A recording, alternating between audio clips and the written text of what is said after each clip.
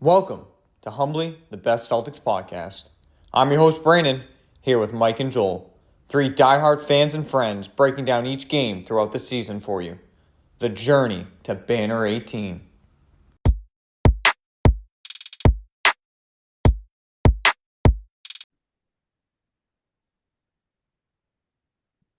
Welcome back to another episode of Humbly the Best Celtics podcast. Logging in after a gutsy win by the Celtics to take on the Pelicans. And with a big win tonight against the Pelicans, I felt it was a huge response after dropping a big game to the Clippers. Good to be back in the win column, and I did not want to lose another game or two in a row. I feel like that's really been kind of a point of emphasis for the team, to not lose two games in a row. So it was good to see us respond back to that. And fight for a win. Not the first half we probably wanted to see, but all in all, it was a great game. We can kind of dive in first, that Clippers game. Obviously a pretty big loss. Kind of get your guys' thoughts on that game. I think it's like one of those games that they talk about, and I forget who says it all the time on Twitter. Whenever someone has a really bad game, like like 5 to 8 of those a year, where no matter what you do, nothing works.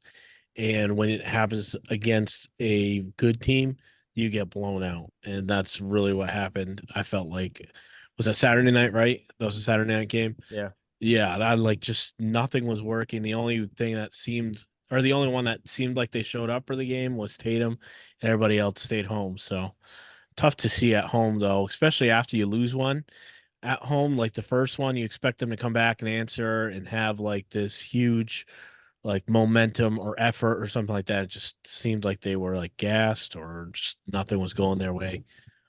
Yeah, I feel like it was a lot like that Milwaukee game we had back a couple like about a month ago. I feel like it was the same type of game where we just weren't hitting shots and we weren't like playing great. Um, again, I thought we kind of again went away from trying to do what I think a lot of games where we're not playing well, it's we just shoot too many threes. And then the threes aren't falling, and then we just fall apart. Yeah. Mhm. That's why we'll kind of get into tonight's game, but that's why I feel like we started to go back to getting the ball in the paint, and all of a sudden the game changed for us. Yeah, 100%. I think, a couple things with the Clippers game, obviously no KP. Mhm. It was kind of frustrating coming off of that Heat game where we shot like the second best field goal percentage in NBA history. And Yeah. then you go to that game and you just couldn't hit a thing. I think fatigue set in. I think our guys are exhausted. I really think we got to start considering how we can filter in some guys here for rest. I know the All-Star break's on the horizon, not too far away. But we came off of the double Texas, the Dallas, and out there in Houston, and then we go fly to Miami. Our schedule has not been easy at all. I feel like it's just like once a week we have like a back to back, and it's just not easy.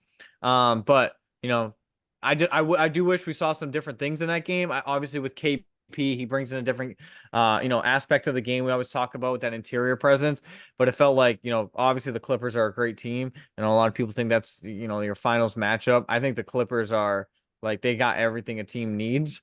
It's just going to be a question mark of how do those guys perform in the playoffs? A Harden, a How Russell. do they stay healthy for 6 weeks? Yeah, can they still be healthy? Kawhi. But I think they defended the paint like unbelievable. So on a night where it was like, yeah, I do want the Celtics to drive, but it was almost impossible to drive on that Clippers team. And then you're not hitting any threes. So then there was no reason for them to close out hard on you. They still just kept protecting that paint. So it was going to be impossible to win without us hitting threes. And I just feel like it's a rarity to see everyone but Jason Tatum have an off night. Like you had Brown and White and Drew, just they couldn't hit anything.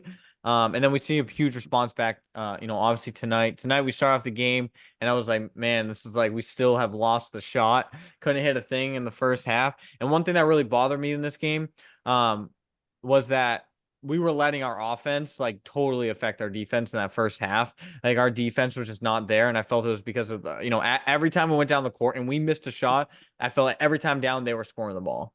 Every single time we missed a shot, it was head down, weren't getting back on defense, just like getting out hustled. And that stuff just really aggravates me. But a huge response from the Celtics, huge run in the third, kind of let it slip a little bit there at the end of the third, and then an unbelievable fourth quarter. Derek White comes alive, make that man an all-star. He should be now with Julius Randle out. to be expected out for the All-Star game. Derek White better be an All-Star. But a huge response. Hey, shooters gonna go in slumps.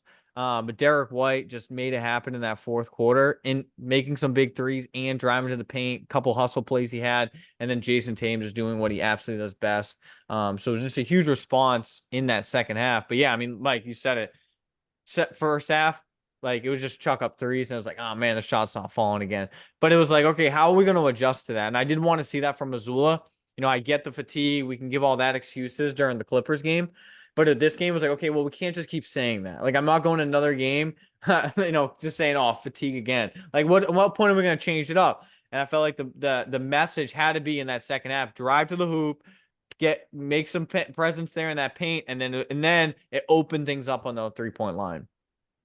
Yeah. Yeah, I think you would hear Missoula say it all the time. Like they got to find other ways to score, other ways to win besides just a three ball. And that was one thing that KP is huge for, right? You can play through him for stretches on the wing in isolation, like hunting mismatches. But tonight, like just a rim pressure, and the game started that way too. It felt like they were getting to the rim, and then New Orleans went on that run. I think served by turnovers, second chance points, and then long missed threes that were early in the shot clock, like the pull-up variety, the ones we hate seeing without any paint pressure. And it was just like hard getting back after that. I like the way they answered towards the end of the second half to really or the second quarter to cut the lead down. And then they just winning the third quarter right out was huge. It set you up to actually make a run in the game. But I think we could put to bed the Cornette versus Cada debate after this game because that was just one game. We're throwing them out. Yeah, Cornette dude. against the Clippers. Yeah, I mean, we had I don't think any of them are good at this point. Yeah, I want to play good that game. Yeah, but like, man, it was a tough performance from Cada tonight. Just I think it's gonna be hard for him when you're getting inconsistent minutes at this point. Let him go play in Maine a little bit more. But he's hot, and then and there was no reason, and then he got sat for weeks on end. And then flop him out there in a big game against the Pelicans. That was my excuse for Pritchard. You didn't let that slide for Pritchard. So Pritchard's gonna be all kidding aside. All kidding aside, though, Brissett's been a huge. Brissett has been a huge add to the rotation. Like the energy he came in with, and we really went on that run where we got ourselves back in the game when Brissett came in. So kudos for Joe for putting him in, and giving him run because he did play great tonight. His energy is awesome on the boards, offensive and defensive, and the effort he plays with on a defensive end. I mean, he makes some mistakes, which any eighth man, what is he, eighth, ninth man in the rotation, he's going to make mistakes. But man, I love the energy and I love seeing that off the bench. It's huge. Tonight was a pretty bad performance in my books from the bench. Obviously, you're taking Al off the bench to start for KP, but I felt like two guys really played well. That was Hauser, hit some huge shots we needed. Hauser's got to shoot the ball, and that's what I like to see tonight out of him. He had 8 shots. He was 4 of 8, 50%, 3 threes, and I felt like every single one of them was huge, like in big moments of a run. So that was huge. And then Brissett's the only guy on the bench that I like coming in and getting 0 points because he's not in there to score the ball. I think, he was like 0 for 1 for that 3 from the top of the 3. But other than that, it's like he's not in there to do that. He's exactly that. Go in there, get rebounds, get a second chances, bring his energy, play some defense, get some steals. And that's what he did tonight. So as far as what the bench, you kind of got those two off the bench tonight. Yeah, and that's how about Drew Holiday? 7 of 11. I mean, that guy is finally finding his spot. If you're adding in another 20-point scorer a night to this lineup, I feel like he's finally finding a spot, finally feeling confident in the offense enough to be willing to take some big shots.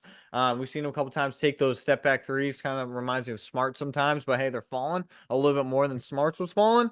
So I'm a lot happier with that. And then obviously his defense with that 2-1-2 zone is just unreal. Yeah, and then the way they can find him in the corners, like the way the percentage he shoots, we know it's league leading or close to the top of the league, but just finding him in the corner, I feel like that's a huge shot every single time, and they do a good job of getting him there and finding him when he's open. So, I thought his game was huge. That his 20 points were clutch. I mean, he could have. I don't really remember, but I felt like most of it came before the fourth quarter, which was huge. Which kept us in the game, gave us a lead, and then you had White take over in the fourth, which was Yeah. just I think White so and Tatum needed. each had double digits in the fourth, exactly what you needed. But yeah, Holiday kept you in the game. Yeah. And I mean, just to add that potential to the team, like, right, he's Yeah. finally clicking, shooting well. You have five guys realistically that can give you 20 every single night, and that's Exactly. huge. Hmm.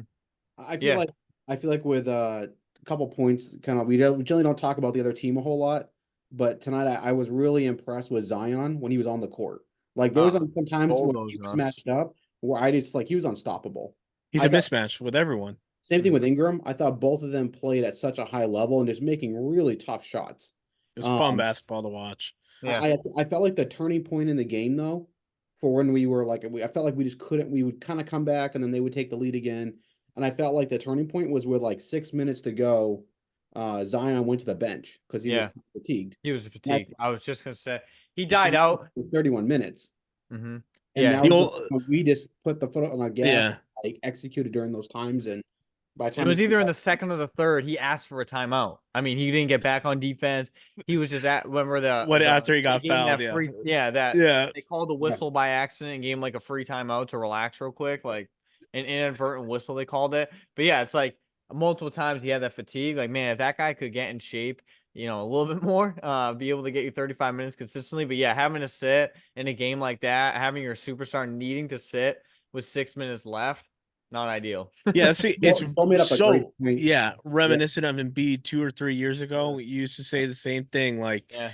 man, he's just got like in those close games where it's tight the whole time, we're super physical, which he's just a specimen, man. Like the power that he has to finish through contact, like it doesn't matter. It's just the Yeah. power and touch to do that is incredible. And it just takes a toll on him. You could tell, like, I mean, you could tell looking at him walk up and down the court, like he's carrying an extra 40 pounds out there. it's just So wild to see what his it's potential would be if he would lose weight. I mean, the Mhm. guy is unreal. Just unbelievable. live if he just lived in LeBron the type gym. athleticism. Like I think Yeah. he's higher than LeBron's if he was like 30 pounds lighter too.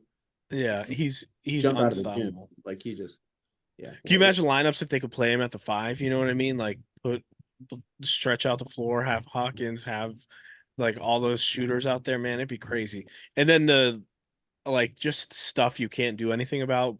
Brandon Ingram's so long, so hard to contest his shots. Like when he had White on him, those couple How many isolations threes that back man? to And he hit. Man, if Tatum yeah, had a couple more of those to his bag, man, it's just like yeah, it was contested, just over the head, just over unbelievable. everything. Like it was great basketball. It was a great game tonight. It was a good game. I was happy the Celtics bounced back. Again, for me, we're going to drop games. Like, we can't overreact to games. But I felt like the biggest emphasis, and KP said, if we're going to win a championship, you can't lose multiple games in a row. The Celtics are now NBA best, 10-1, after losing a game prior. So that's huge. That only loss came early in the season. That was Obviously, one team Minnesota and the in Sixers Philly, I back to think it back, was. Yeah. right? Yeah.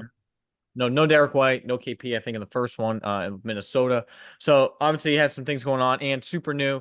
Holiday was pretty rough in the beginning while he was trying to get adjusted. So as this team's clicking now, that's what you're looking for is them not dropping 2 games in a row. And that was huge. I didn't want to lose another game at home there. So that was just huge to respond back and not just say, hey, it's another bad shooting night. It is what it is. The guys are fatigued. Happy to see the adjustments that made, and that was great. Celtics don't get easier as the schedule goes. Fatigue goes on.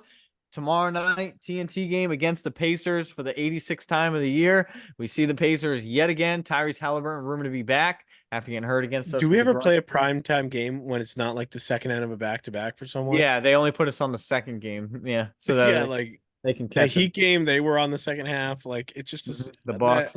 the NBA schedule makes no sense. Yeah. And then Giannis and Denver played, what was it, tonight? Or the Bucks in Denver played tonight and it's not Yeah. on prime time. Like, Yeah.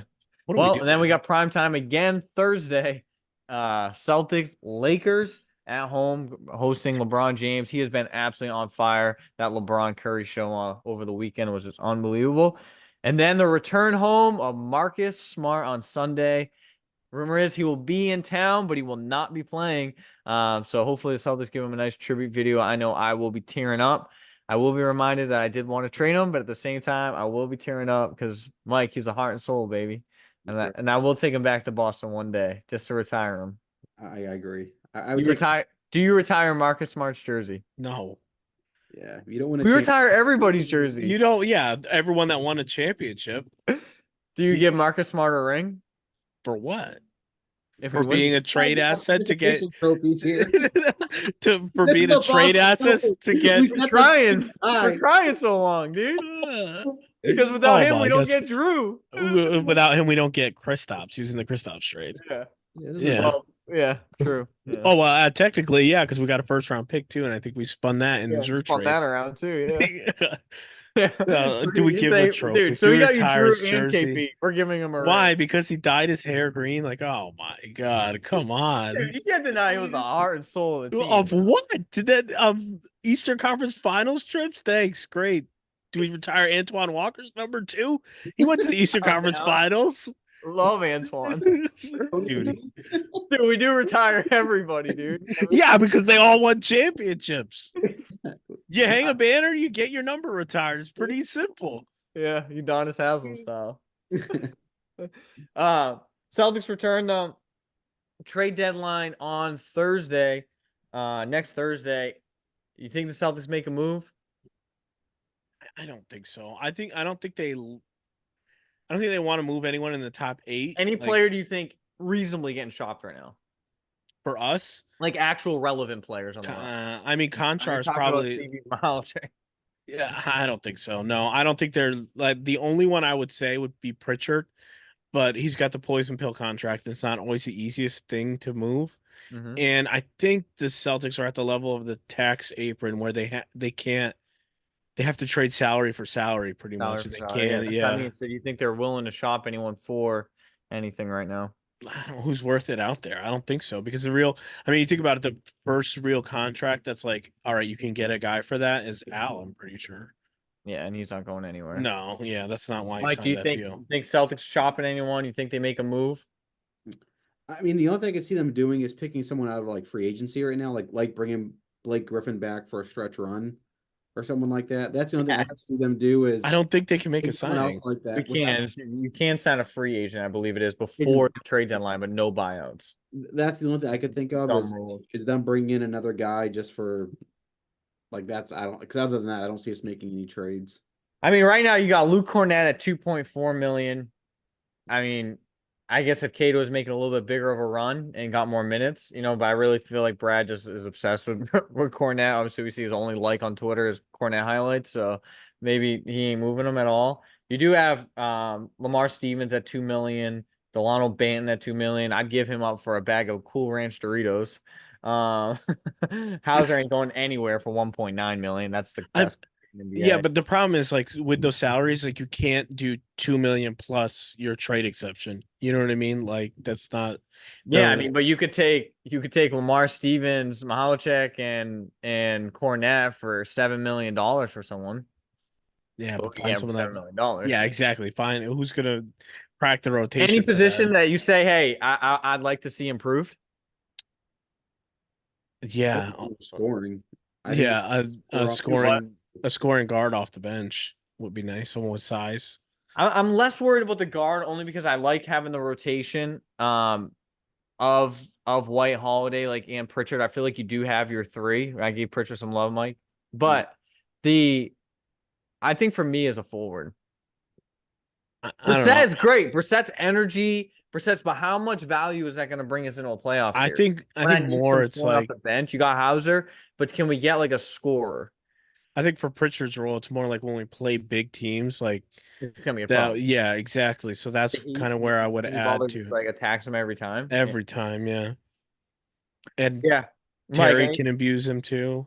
Like I'd like to improve the center position, but Cornett's not probably going anywhere, and Keita, so it's kind of like you already got something there. That's why I really wouldn't mind improving that like 3-4 spot and kind of hoping that you can get some scoring added to the bench. But the thing is, Brett who's the name though? Joe runs like 3 guys off the bench. That's it. You know what I mean? So it's like I don't even care if we really make a move. He's probably not going to play. It was like last year when they brought in Mike Muscala. We saw him in blowouts. Yeah, yeah. So I mean, like he didn't even get any minutes anyway. So I mean, Lamar Stevens started for the Cavs half the games last year, and he doesn't get a minute every night. So I just feel like What Who? got Cody Martin off the Hornets? He's got like 7.5 mil for his contract. Wait, how are you getting to that though? What's that? You'd have to trade 3 players to get that salary. Yeah, just Hey, like the players, kind of end of the rotation players on our team yeah, you'd have to give away like 3 of them. value. And then Yeah, that has a pick. yeah. That's fine. I thought I'd throw I think you're All more. don't I do think anything for us. honestly, I think you're more likely to see like a Conchar or from Atlanta if they do decide to be sellers, like a Sadiq Bey. Like I could see. I mean, they traded Sadiq Bey. They traded for Sadiq Bey last year. They traded 5 second-round picks. We have plenty of second-round picks. Like we can replenish those, and he fits. I'm pretty sure he fits into the trade exception. Sadiq Bey. I'd take Sadiq Yeah. Bey. I feel like we've been wanting him for like 3 years. On a side note, he have lost 7 straight. yeah. How? Oh, let me ask you this: how bad do the Heat have to play in the regular season for you not to have like that pit in the bottom of your stomach if you run into them in the playoffs? For me, it would be they have to be eliminated from playoff contention. They have to miss. I got some PTSD Yeah. from last year. But All right, last question. Last question to end the night. We have struggled, obviously, against the Western Conference teams. Their top teams there. We're 1-1 now against the Wolves. We've lost to the Clippers. I believe we're 1-1 with them. We beat them in a blowout earlier in their home. We've lost to the Thunder, which I feel like we lose every time we go to the Thunder. And there was another one that we have lost to Denver. Any concern with us dropping so many there to the top teams in the West? I'd be more concerned if we weren't competitive in any of the games against but all Top those teams. yeah, I mean, think about it. Minnesota overtime on the road, and then you win in overtime at home. Denver, you lose by 2 at the end of the game. Um, the Thunder was on the road. You lose by what was the final score? Like 4 points or 6 points or something like that. Close game at the end. And I think really especially for the Thunder, I feel like the Celtics maybe too late for that game, but they figured something out with having Tatum on Shea. And then who did I said that Minnesota, the Clippers, Denver. and yeah, Denver. Yeah, again, close game, lost at home in the last 2 minutes. And then the Clippers, if I was them, I'd be more worried about Kawhi playing for 6 weeks straight over anything. Because when we went there and they didn't have Kawhi, I feel like the drop off, we don't have KP, they don't have Kawhi. The drop off for them is much steeper because Oh, Kawhi's their engine on both sides of the floor. Like that's not me dismissing how important KP is for us. If we run into one of these teams, obviously it's going to be in the finals, and I don't think we can win the finals without him. And I don't think we can get there without him either. But I don't think the Clippers will be even close if they don't have Kawhi. So it's more like a 100%. battle of attrition with that for me. The level of concern is pretty low. I would say overall, yeah. There's stories behind I think every game. Really the one that, yeah, the one that bothered me the most was that Denver game, just because I felt like we had so many chances to win that one, especially, and we just couldn't do it. And we couldn't stop Jamal Murray, and of course Jokic with everyone. He gets whatever he wants, but letting Murray go off like that when you supposedly have 2 of the best defensive guards in the league is just kind of Yeah. Yep. maybe a possible red flag for later on. Mike, level of concern? 1 out of 10, I'm probably a 6 right now, as far as level of concern. I think what we'll see as the year goes on. I feel like when we play teams coming up, we have Phoenix. I think March is a big time, right? We play Denver and Phoenix, and kind of on a back-to-back on a West Coast trip.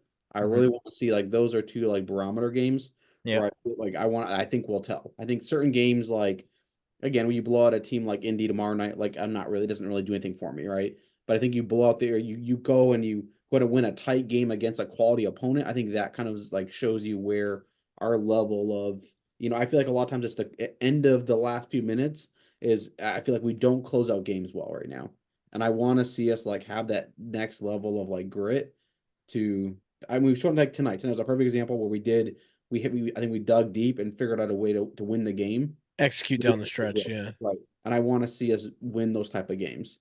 I want to see us go into Denver and win a game. Hopefully they're healthy, we're healthy. And that's a great, like, I like to see both teams healthy. So I think it kind of shows you where we're at in our level of competitiveness and where, where we've kind of come to. And I think, again, I think Drew will get better as the year goes on. I think it was kind of like last year when we had Derek White. I didn't think he played phenomenal for us the first, even last year that well. I mean, he played decent for us, but then this year's just been another level. So I'm No, kind it's of all-star.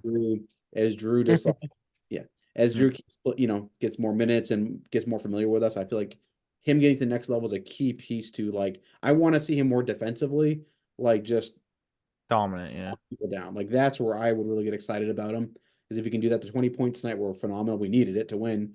I just want to see him like get back to really making. I thought he really made an impact early in the year, and I don't really notice on night to night that his defense is really that good right now.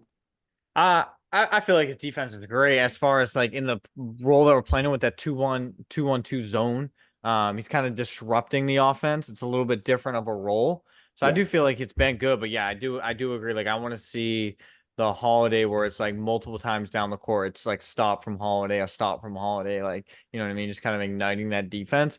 I would take it there, but I wouldn't say that like he's had a different role like right now with Yeah, he's that. not like a clamp down, lockdown, like take their best score out of the game, right? That's not what they're Yeah. having him The other do. thing I like to see from Holiday is he's fitting in more and getting more confidence, and Joe's giving him more.